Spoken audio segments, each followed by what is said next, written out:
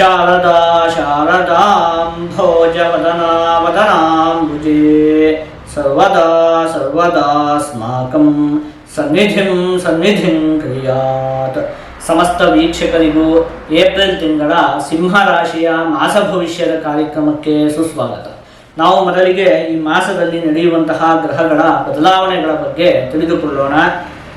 ಮೀನ ರಾಶಿಗೆ ಈ ತಿಂಗಳ 2ನೇ ತಾರೀಕಿನಂದು ಕುಜಗ್ರಹ, 10ನೇ ತಾರೀಕಿನಂದು ಬುಧಗ್ರಹ ಪ್ರವೇಶವನ್ನು ಮಾಡ್ತಾ ಇರುವಂಥದ್ದು, 19ನೇ ತಾರೀಕಿನಂದು ಶುಕ್ರಗ್ರಹ ವೃಷಭ ರಾಶಿಗೆ ಪ್ರವೇಶವನ್ನು ಮಾಡ್ತಾ ಇರುವಂಥದ್ದು, ಮೇಷರಾಶಿಗೆ 30ನೇ ತಾರೀಕಿನಂದು ಬುಧಗ್ರಹ, 14ನೇ ತಾರೀಕಿನಂದು ರವಿಗ್ರಹ ಪ್ರವೇಶವನ್ನು ಮಾಡ್ತಾ ಇರುವಂಥದ್ದು. ಇದಿಷ್ಟು ಕೂಡ ಈ ಒಂದು ತಿಂಗಳಲ್ಲಿ ನಡೆಯುವಂತಹ ಪ್ರಮುಖವಾದ ಗ್ರಹಗಳ ಬದಲಾವಣೆ. ನಾವೀಗ ಇದನ್ನೆಲ್ಲ ಆಧರಿಸಿ ಈ ತಿಂಗಳಲ್ಲಿ, ಈ ಏಪ್ರಿಲ್ ತಿಂಗಳಲ್ಲಿ ಸಿಂಹ ರಾಶಿಯವರಿಗೆ ಏನೇನು ಫಲಗಳು ಪ್ರಾಪ್ತಿಯಾಗುತ್ತೆ ಅಂತ ಹೇಳಿ ನಾವು ಒಂದೊಂದಾಗಿ ನೋಡ್ತಾ ಹೋಗೋಣ. ನೋಡಿ, ಮೊದಲನೇದಾಗಿ ನಿಮಗೆ ಈ ಮಾಸದಲ್ಲಿ ಶುಕ್ರಗ್ರಹ ನವಮ ಭಾವದಲ್ಲಿ ಸ್ಥಿತವಾಗಿರುತ್ತೆ. ನವಮ ಭಾವ ಅಂದರೆ ಅದು ಅದೃಷ್ಟ ಸ್ಥಾನ, ಅಲ್ಲಿ ಶುಕ್ರಗ್ರಹದ ಸ್ಥಿತಿ ಇರುತ್ತೆ. ಆ ಸಂದರ್ಭದಲ್ಲಿ ವಸ್ತ್ರಲಾಭಂ ಆರೋಗತ್ವಂ ಗುರುಭಕ್ತಿ ಸ್ವಧರ್ಮ ಕೃತು ಚಿತ್ತಶುದ್ಧಿಂ ಅಭೀಷ್ಟಾನ್ನಂ ನವಮಸ್ಥೋ ಯದಾ ಭೃಗು ಅಂತ ಹೇಳಿರುವಂಥದ್ದು. ವಸ್ತ್ರಲಾಭ, ಈ ತಿಂಗಳಲ್ಲಿ ಒಂದಷ್ಟು ಬಟ್ಟೆಯ ಲಾಭ ಅಂತ ಹೇಳುವಂಥದ್ದು ಉಂಟಾಗುತ್ತೆ. ಅಂದರೆ ಹೊಸ ಹೊಸ ಬಟ್ಟೆಯನ್ನು ತೆಗೆದುಕೊಳ್ಳುವಂಥದ್ದು, ಅಂತಹ ವಿಷಯದಲ್ಲೆಲ್ಲ ನಿಮಗೆ ಆಸಕ್ತಿ ಉಂಟಾಗುತ್ತೆ.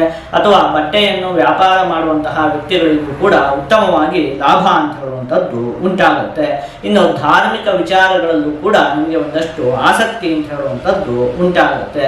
ಇನ್ನು ಉದ್ಯೋಗವನ್ನು ಹುಡುಕುತ್ತಿರುವಂತಹ ವ್ಯಕ್ತಿಗಳಿಗೂ ಕೂಡ ಈ ಮಾಸ ಉತ್ತಮವಾಗಿದೆ. ಬಯಸಿದಂತಹ ಉದ್ಯೋಗಗಳು ಪ್ರಾಪ್ತಿಯಾಗುವುದಕ್ಕೆ ಅವಕಾಶ ಇದೆ. ಗುರುಗ್ರಹ ನಿಮಗೆ ಏಕಾದಶ ಭಾವದಲ್ಲಿ ಸ್ಥಿತವಾಗಿರುವಂಥದ್ದು. ಆ ಸಂದರ್ಭದಲ್ಲಿ ಶತ್ರುಶ್ಚ ಮಿತ್ರತಾಯಾತಿ ಗುರೋಶ್ಚೈಕಾದಶೇ ಫಲಂ ಅಂತ ಹೇಳಿರುವಂಥದ್ದು. ಮುಖ್ಯವಾಗಿ ನಿಮಗೆ ಈ ತಿಂಗಳಲ್ಲಿ ಶತ್ರುಗಳು ಕೂಡ ಮಿತ್ರರಾಗಿ ಪರಿವರ್ತನೆಯನ್ನು ಹೊಂದುತ್ತಾರೆ. ಅಂದರೆ ಇಷ್ಟು ದಿವಸ ನೀವು ಕೆಲವೊಂದಷ್ಟು ವ್ಯಕ್ತಿಗಳನ್ನು ನಿಮ್ಮ ಶತ್ರುಗಳು ಅಂಥೇಳಿ ಪರಿಗಣನೆ ಮಾಡಿರುತ್ತದೆ. ಆದರೆ ಅಂತಹ ವ್ಯಕ್ತಿಗಳೇ ನಿಮಗೆ ಮಿತ್ರರಾಗಿ ಪರಿವರ್ತನೆಯನ್ನು ಹೊಂದುತ್ತಾರೆ. ಅವರೇ ನಿಮಗೆ ಒಂದಷ್ಟು ಸಹಾಯವನ್ನು ಈ ತಿಂಗಳಲ್ಲಿ ಮಾಡುತ್ತಾರೆ. ಇನ್ನು ಕುಜಗ್ರಹ ನಿಮಗೆ ಅಷ್ಟಮ ಭಾವದಲ್ಲಿ ಸ್ಥಿತವಾಗಿರುವಂಥದ್ದು. ಗಮನೆ ಕಾರ್ಯಹಾನಿ ಸ್ಯಾತ್, ಪ್ರವಾಸೇ ರೋಗಪೀಡನಂ, ಧಾನ್ಯನಾಶನ್ ಧನಚ್ಛೇದಂ, ಅಷ್ಟಮಸ್ಥೆ ಧರಾಸುತೆ ಅಂತ ಹೇಳಿರುವಂಥದ್ದು. ಮುಖ್ಯವಾಗಿ ಈ ತಿಂಗಳಲ್ಲಿ ನೀವು ಯಾವುದೇ ಕಾರಣಕ್ಕೂ ಕೂಡ ದೂರ ಪ್ರಯಾಣವನ್ನು ಮಾಡುವಂಥದ್ದು ಬೇಡ. ದೂರದ ಪ್ರದೇಶಗಳಿಗೆ ಹೋಗುವಂಥದ್ದು ಅಂಥದ್ದೆಲ್ಲ ಬೇಡ. ಆದಷ್ಟು ಪ್ರಯಾಣಗಳನ್ನು ತಪ್ಪಿಸುವುದೇ ಉತ್ತಮ. ಇನ್ನು ವಾಹನಗಳಿಗೆ ಸಂಬಂಧಪಟ್ಟಿರುವಂತಹ ವಿಚಾರದಲ್ಲಿ ನೀವು ಒಂದು ಸ್ವಲ್ಪ ಜೋಪಾನವಾಗಿರಬೇಕಾಗುತ್ತೆ. ಹಾಗೆ ಒಂದು ಸ್ವಲ್ಪ ಮಟ್ಟಿಗೆ ಚರ್ಮಕ್ಕೆ ಸಂಬಂಧಪಟ್ಟಿರುವಂತಹ ಅನಾರೋಗ್ಯದ ಸಮಸ್ಯೆಗಳು ಕಾಡುವುದಕ್ಕೆ ಅವಕಾಶ ಇರುತ್ತೆ. ನೋಡಿ, ಹಿಂದಿನ ತಿಂಗಳಲ್ಲೂ ಕೂಡ ನಿಮಗೆ ಆರೋಗ್ಯದ ವಿಚಾರದಲ್ಲಿ ಒಂದು ಸ್ವಲ್ಪ ಸಮಸ್ಯೆಗಳು ಉಂಟಾಗುವುದಕ್ಕೆ ಅವಕಾಶ ಇತ್ತು. ಮಾರ್ಚ್ ತಿಂಗಳಲ್ಲಿ ಉಂಟಾಗಿರುತ್ತೆ. ಆ ಕೆಲವೊಂದು ಆರೋಗ್ಯದ ಸಮಸ್ಯೆಗಳು ಈ ತಿಂಗಳಲ್ಲೂ ಕೂಡ, ಈ ಏಪ್ರಿಲ್ ತಿಂಗಳಲ್ಲೂ ಕೂಡ ಮುಂದುವರಿಯುವುದಕ್ಕೆ ಅವಕಾಶ ಇದೆ. ಇದಿಷ್ಟು ಕೂಡ ನಿಮಗೆ ಈ ತಿಂಗಳಲ್ಲಿ ಪ್ರಾಪ್ತಿಯಾಗುವಂತಹ ಫಲಗಳು.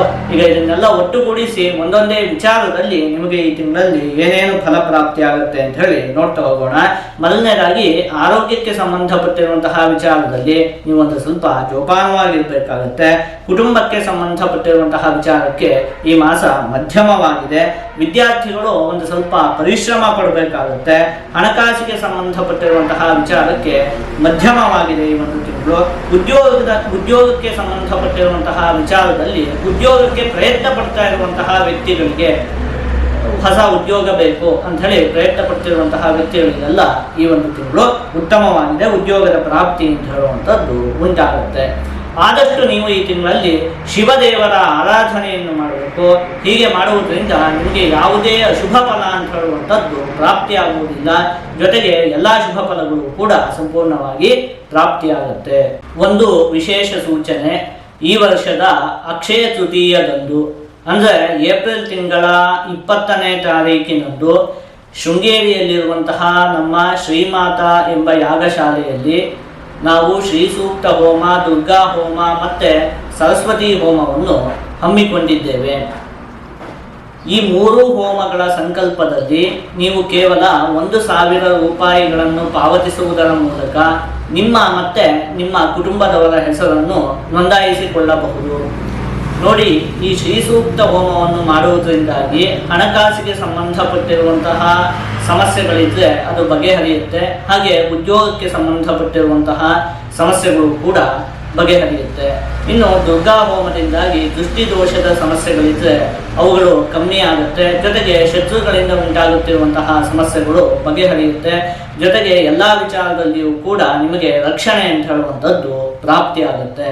ಇನ್ನು ಸರಸ್ವತಿ ಹೋಮದಿಂದಾಗಿ ಮಕ್ಕಳ ವಿದ್ಯಾಭ್ಯಾಸದ ವಿಚಾರದಲ್ಲಿ ಅಭಿವೃದ್ಧಿ ಅನ್ನುವಂಥದ್ದು ಉಂಟಾಗುತ್ತೆ.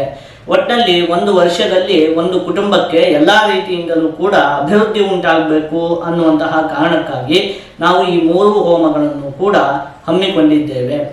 ಈ ಹಿಂದೆಯೇ ಹೇಳಿದಂತೆ ಕೇವಲ 1,000 ರೂಪಾಯಿಗಳನ್ನು ಪಾವತಿಸುವುದರ ಮೂಲಕ ನೀವು ಕೂಡ ನಿಮ್ಮ ಕುಟುಂಬದವರ ಹೆಸರನ್ನು ಈ 3 ಹೋಮಗಳ ಸಂಕಲ್ಪದಲ್ಲಿ ನೋಂದಾಯಿಸಿಕೊಳ್ಳಬಹುದು.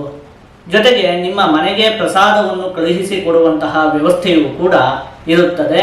ನಿಮಗೆ ಇದರಲ್ಲಿ ಆಸಕ್ತಿ ಇದ್ದರೆ ಈ ಕೆಳಗಡೆ ಕಾಣುತ್ತಿರುವಂತಹ ಫೋನ್ ನಂಬರಿಗೆ ಫೋನನ್ನು ಮಾಡಿ ನೀವು ನಿಮ್ಮ ಕುಟುಂಬದವರ ಹೆಸರನ್ನು ನೋಂದಾಯಿಸಿಕೊಳ್ಳಬಹುದು.